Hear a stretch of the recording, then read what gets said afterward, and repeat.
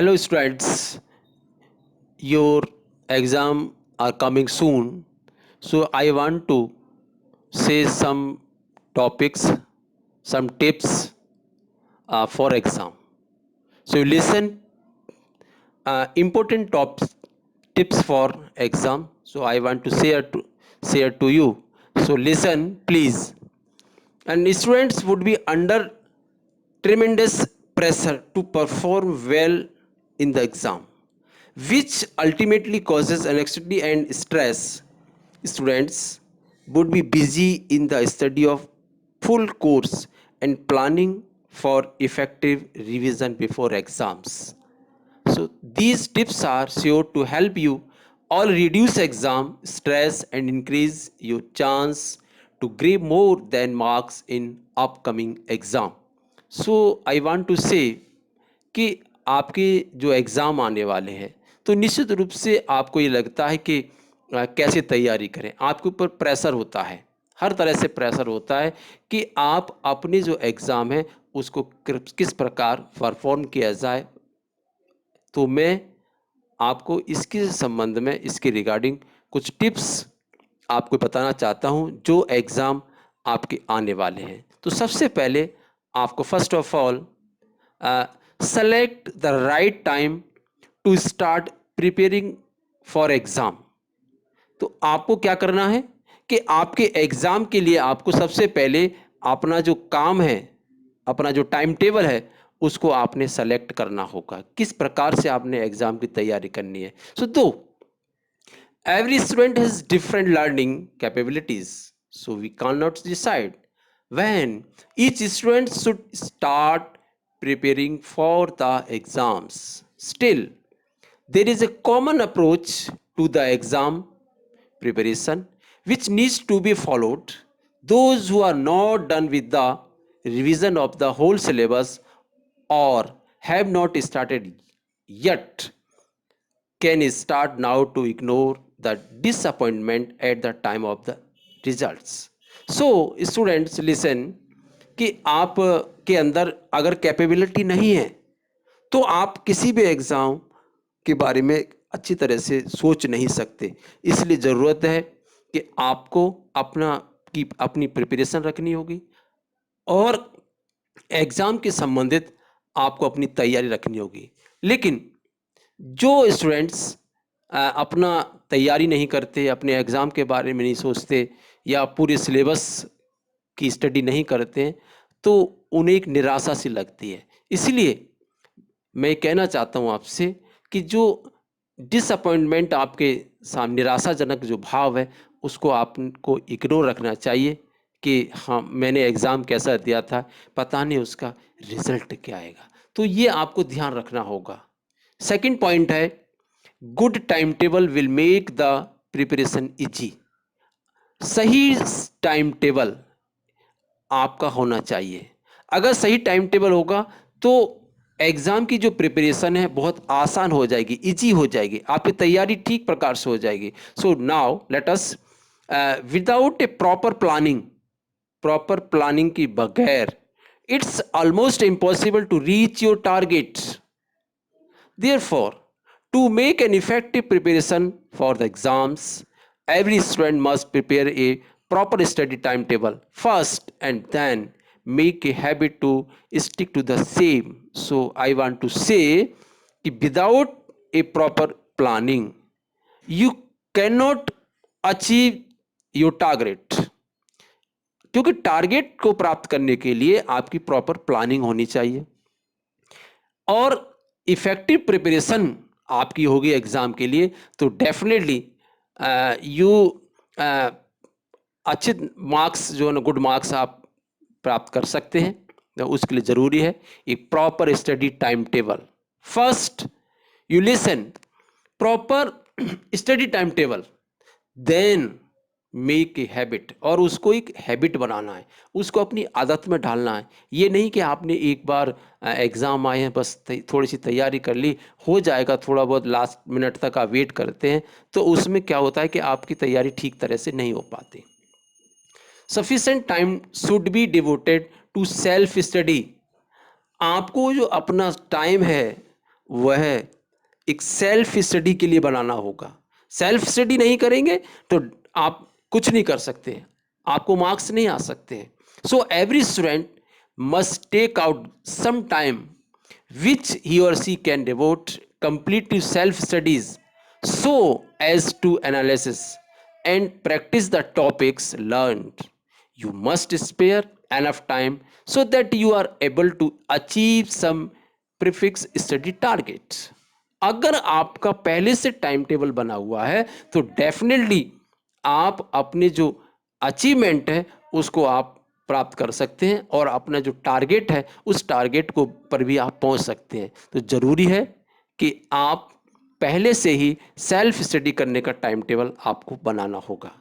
Fourth point है adopt best study habits to excel in exams. यानी best study habits आपको adopt करनी होगी, स्वीकार करनी होगी, अपने मन में लानी होगी, क्योंकि बिना स्टडी हैबिट्स के आप जो गुड मार्क्स हैं वो आप अचीव नहीं कर सकते। So to perform well in exam each student must have some important study habits which could help them stand in the queue of top scores. Creating a study plan and sticking to it, being punctual and disciplined, balancing the academic and personal life are some of the good qualities come habits which a student must adopt. So मैंने आपको जो ये बातें बताई हैं उसमें सबसे पहले आपको क्या ध्यान रखना है कि आपने इम्पोर्टेंट स्टडी हैबिट्स के ऊपर ध्यान रखना है, नंबर 1। नंबर 2, आपको एक स्टडी प्लान है वो क्रिएट करना होगा, उस पर ध्यान देना होगा। अपनी स्टडी के लिए आपको पंक्चुअल रहना है, डिसिप्लिन में रहना है, अपने टॉपिक के रिलेटेड आपको बैलेंसिंग बनानी है और एकेडमिक परफॉर्मेंस को इम्प्रूव करने के लिए आपको गुड क्वालिटी ध्यान रखना है। आपने गुड क्वालिटीज कम हैबिट्स, तो जिस स्टूडेंट्स में गुड क्वालिटीज कम हैबिट्स होगी डेफिनेटली वो स्टूडेंट एक अच्छे जो मार्क्स हैं, गुड मार्क्स हैं, वो एग्जाम में अचीव कर सकता है। 5वां पॉइंट है make a strategy to learn long answer for exam.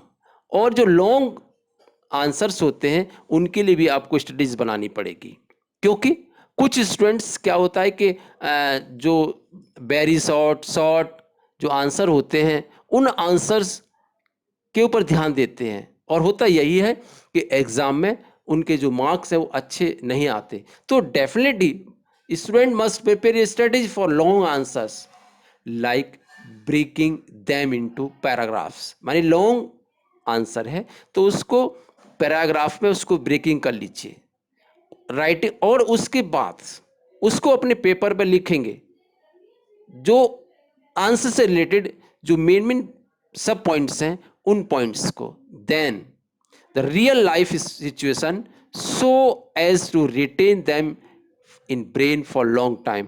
और डेफिनेटली वो आपके लाइफ में एक लंबे समय तक माइंड में, ब्रेन में आपके में वो सबको रह सकता है।